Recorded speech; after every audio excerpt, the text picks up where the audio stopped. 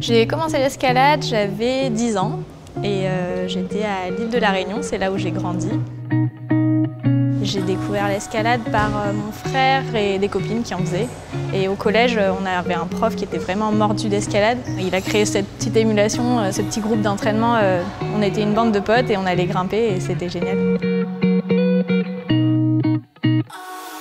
À 17 ans, j'ai quitté le petit nid familial pour aller à Lyon, du coup dans une école d'ingénieurs, l'INSA de Lyon, qui a une spécialité sport-études. Donc j'avais mes études, mais en plus mon sport à côté et du temps détaché pour faire ça.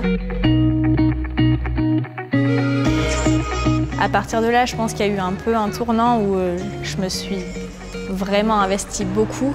Et un matin, je me suis réveillée et je me suis dit, en fait, je prends toutes mes décisions en fonction de l'escalade. Est-ce que ce serait pas ça, en fait, être sportif de haut niveau?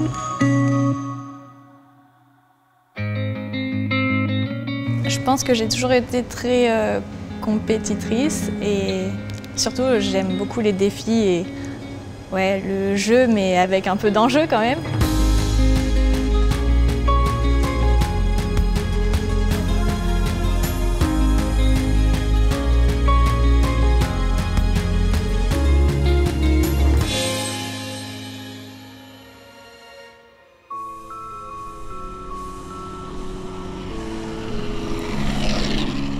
J'ai été recrutée par la RATP récemment, en juin dernier, et je suis chargée d'études dans le bureau d'études de mécanique, avec un contrat à mi-temps, donc pour avoir toujours du temps disponible pour mes entraînements, en parallèle de ma carrière d'ingénieur. On va mesurer sur les roues. C'est plutôt la roue avant, c'est ça? Ok, je lance la mesure. Je trouve que le contrat à temps partiel, c'est quelque chose qui me donne un équilibre dans ma pratique du sport, qui me permet de prendre du recul et en dehors de mes entraînements, avoir quelque chose qui me fasse déconnecter complètement et découvrir d'autres choses.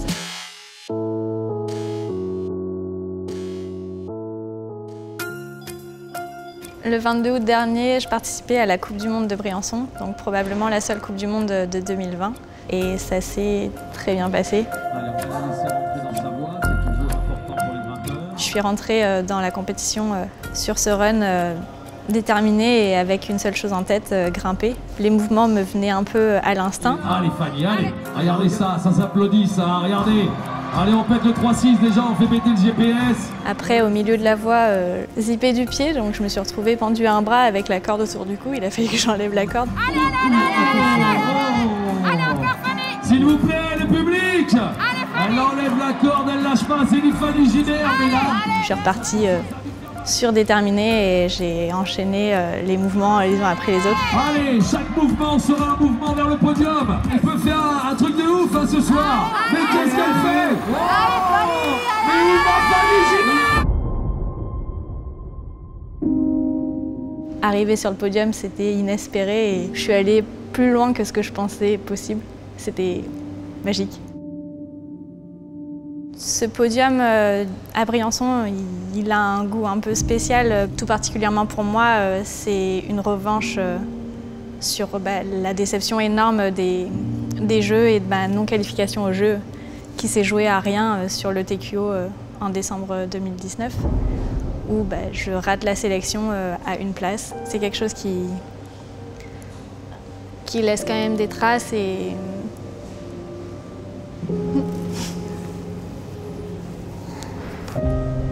mais ce qui est sûr, c'est que oui, je veux avancer et je ne vais pas en rester là.